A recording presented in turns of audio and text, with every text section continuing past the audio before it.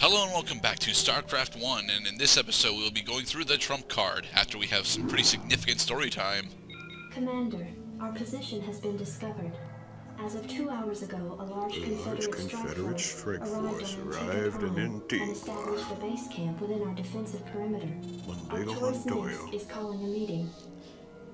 Hey Arcturus, you're still an asshole. Concerned about the Confederate strike force.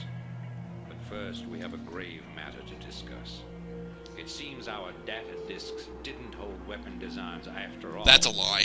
Lieutenant Kerrigan will explain. You all know that the Confederates run a program for psychically gifted humans, training them to be ghosts.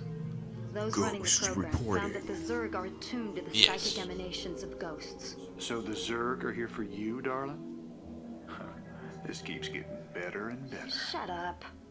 There's been a lot of secret Confederate research surrounding ghosts and the Zerg. What we stole was a small but critical piece of the puzzle. Designs for a transplanar psionic waveform emitter. The emitters broadcast the neural imprint of a ghost, but at a much greater magnitude. These things reach across worlds. The Confederacy used these psi emitters to lure the Zerg into isolated containment areas. Your colony, Mars-Sara Commander, was one such location. We never saw that take place, Arcturus. I'm saying the Zerg are a just gotta take his word for it. by the Confederacy. I don't take Arcturus' word on everything, on anything after what happens later. Fuck this guy. Test. Just as they destroyed Core Hall with nuclear weapons to establish dominance a generation ago, they would use the Zerg to put an end to their other rivals. Only this time there'd be no outrage. Who could suspect the aliens? There's a lot of exposition. It is a lot of exposition, and I do like this exposition. The problem is, a majority of it is bullshit.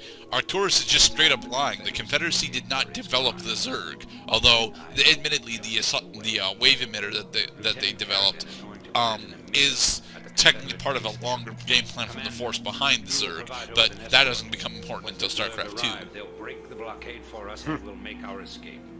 Now, get moving. Don't tell me what to do. Okay. I dislike this mission a lot. I just don't think anyone deserves to have the Zerg unleashed on them. I know you have personal. You'll notice that I'm already pulling back my forces, and that's because the structures that we have outside of our main base are already under fire by the Confederacy strike force. They have siege cannons up on those. Yes, run away. They have siege cannons up on those cliffs, and if they go into siege mode, I don't have the forces in order to actually, do anything about it. I forgot that you could just like pick up your house and just move it wherever you want. If you're Terran, neither the Zerg nor the Protoss have that particular ability. And it only works for certain buildings. Refineries, what else? I know the refineries, academies, and supply depots specifically cannot be airlifted. Neither can bunkers or missile turrets. However, a majority of the rest of the buildings can be. I don't think armories can be airlifted, I'm not sure. Right, so command centers and personnel, basically. Okay, he's got red sunglasses and a goatee. That means he's cool.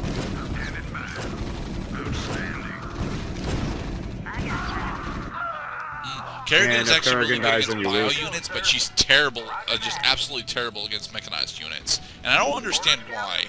I mean, it's part of the damage triangle that actually exists in StarCraft 1 that I know very, very little about, but I know it's there, so, that's about all you're going to get from me on it.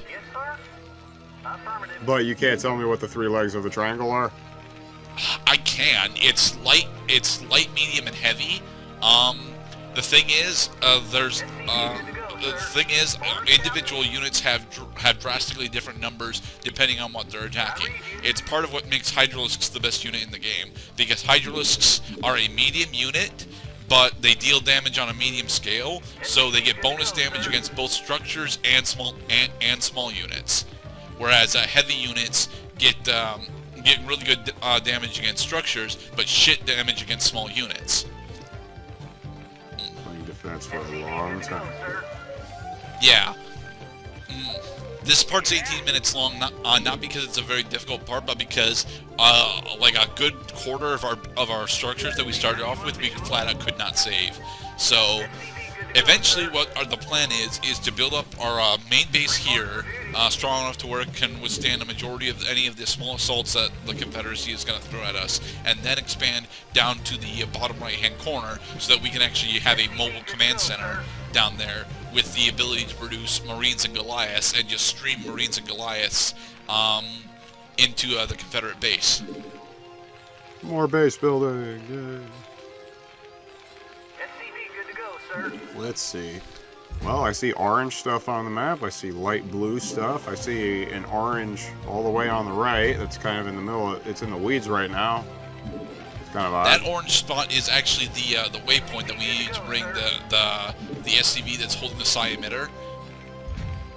That SCV has to survive all the way to the end of the game in order to put it there. If you're cheating, this mission takes 3 minutes because you can turn on power overwhelming, which gives your units indestructible. Your forces are under attack.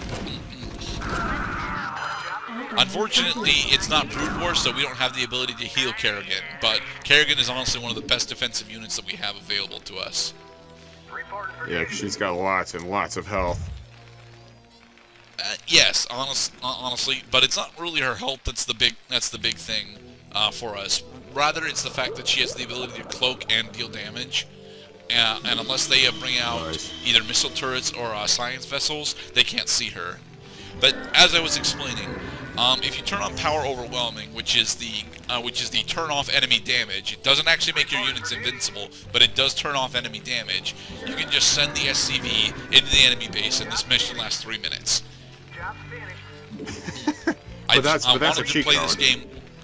Yes, that is a cheat code. I wanted to play through the entire game without cheating, and I did do that all the way up through when the playthrough actually ends, which I don't want to spoil because it will be eventually. We do not go all the way through all of StarCraft 1, quote unquote.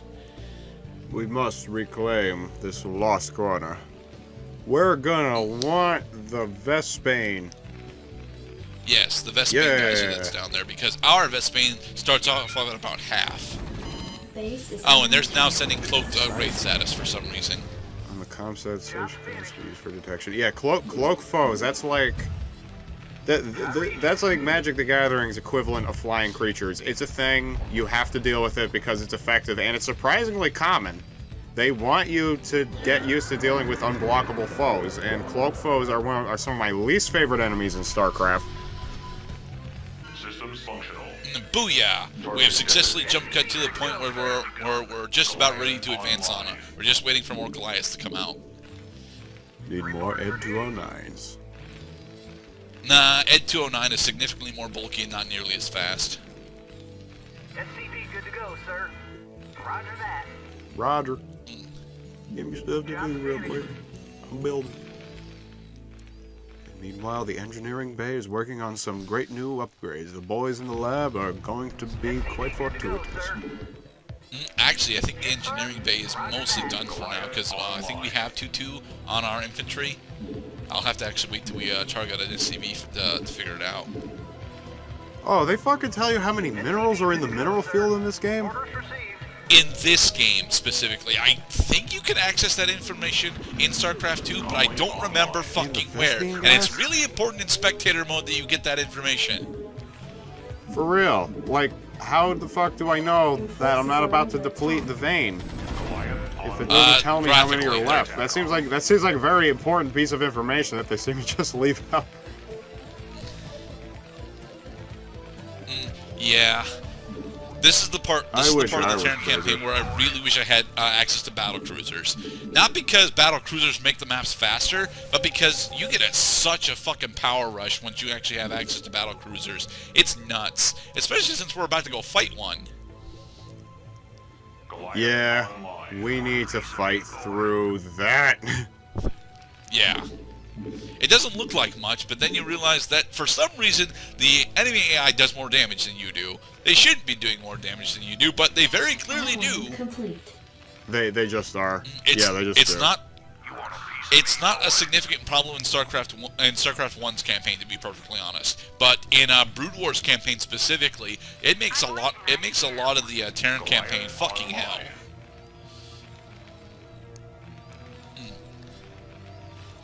Yeah, this is around the time where I kind of wish that I actually had the Brood War steroids, specifically medics. With like 3 medics, I would just go right now, because I could, you know, bring out my Marines as front line, Goliaths behind them, and then use the medics in order to heal my Marines when they need to get healed. But unfortunately, you know, no medics. So You want a piece of me, boy? I should have a second your factory objective- producing Goliaths, but Systems functional. So your objective is to send the Gears of War into the Locust Tunnel with the Resonator? I don't really need to send the gears themselves, to be perfectly honest. If I could actually land the Resonator itself onto the waypoint, that would be all I really need to do. And I forgot that I need to bring a science vessel along with these units. Uh-oh. That's why auto turrets are awesome. Well, bunkers. Auto turrets are kind of shit in this game. Actually, I just realized what may be a valid strategy is keep a back row of SCVs to keep your bunkers alive while they're repelling targets. Yeah, that's definitely a thing you can do. It's not something that I actually do all that much because honestly, my main base is not important anymore. It's got most of the resources in it are gone, so like I don't really need to worry about that anymore. Here I'm trying to be nice and cheeky with my Science Vessel's defensive matrix. Losing numbers. Yeah, but we took down the battle cruiser, so now all we got to do is just resupply, and then we'll be able to crash into very specifically the waypoint, because that's all we need to do from here. We just need to get to the waypoint with that SCV. Almost there, boys. Hold your ground. Don't dilly-dally No, while the enemy rides in on horseback. Retreat. Oh, we didn't actually finish 2-2. Huh. Oh, I don't know why. Oh, alright, they're coming back. What? Yeah. Your forces are under First attack. wave was actually nice. Commander. Comlink online. Victory! Intercom locked. Kind of. Well, we're just waiting for the resupply to finish. Again, I should have 2 factories and two barracks pumping out units to make this slightly faster. But you know, I was a bit conscious about how many resources I had left on the map. Even though the amount of minerals that I've got in the secondary spot is actually really nice. But my primary base is running low. So. Oh look, they're resupplying their Marines, but at the same rate that I am. So. And that's why I should have a second bunker up, because although Marines are really quick to train, you want to be producing units faster and slightly better than your opponents. Online. You want a piece of me, boy? So these guys are, I'm sorry, these barracks are all sending their units to a particular spot. Like you could designate send Yes. 2 locations, like in Starcraft 2. Gotcha. Yep. You want a piece of me, boy? I guess the problem that I ran into with a lot of the automatic systems like that, like you could send them up, but they don't let you. It's not very good for contingency planning. Like, so I'll be in the middle of producing my shit, and my guys are being spawned in the wrong direction as where the enemy's firing, so I have to like undo a lot of shit. Orders, Captain? Sometimes. Reporting for duty. Roger that. Alright, we're starting to move SCVs over because these mineral packs are mostly dead. But you'll notice how my SCVs attempted to go behind the factory, learned that they couldn't do so, and then found a different path. Go ahead, TACOM. I fucking Yeah. hate pathing in this game. It's been a month since we actually did any other StarCraft 1 playthrough, so every time that I look at this game, every single time, I end up complaining about pathing because pathing in StarCraft 1 is shit. Just absolute shit. And it shouldn't be this shit. can. No, they're not. Age of Empires 2 has slightly better pathing than StarCraft 1. And its release date is just 1 year. It's just 1 year out, like just 1 year ahead of what StarCraft 1 was. Well, maybe that's one thing that they worked on was pathing. I don't actually remember how horrible Age of Empires 1 pathing was. I mean, I assume it's pretty bad, given, you know, it's a 90s RTS, and all the 90s RTSs have shit pathing, except for Total Annihilation. Total Annihilation's pathing is actually pretty nice. Past Gerda, future Gerda cannot help you now. I know, and past Gerda is sad about that. Yeah. Orders, Captain? Orders? I mean, are we gonna do stuff finally? I love doing stuff. We're mostly ready. We're just waiting for the second 12 of Marines and the first 12 of Goliath to finally be done producing, and then we'll go again. Hey, we finally have access to 3.3. Huh. There's not enough action. That's my fault. I cut this in an awkward spot because I wanted to show the first wave, but then after the first wave ended up being done, I should have, you know, cut directly to the second wave. But then this part would be about, I don't know, a full 4 minutes shorter.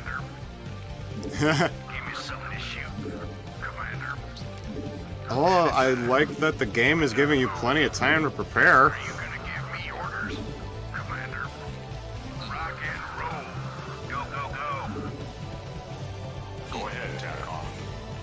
Go ahead, TACOM. Go ahead, Jackoff. TACOM, actually. Tactical Command. Transmit orders. Excellent. Excellent. I am Mr. Science. I have created my own bionic eyeball.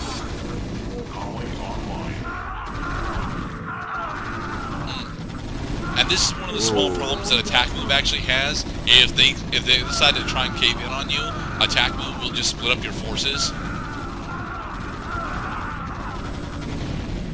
Alright, now otherwise, Attack Move is actually really nice in Starcraft 1.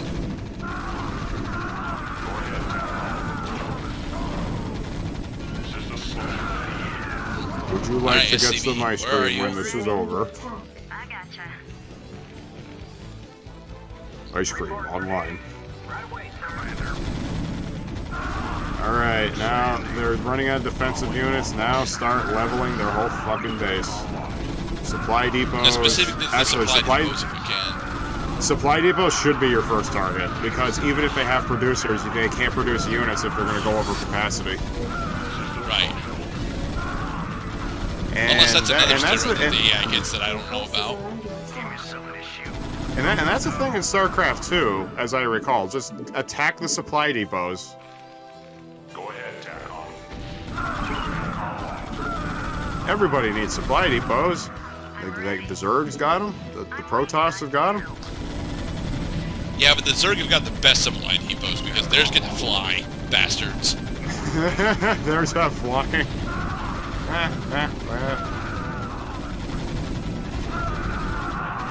Go, SCV, make it to the spot. Go, go, go! Yay, it worked! The Psi emitter in place. Just promise me.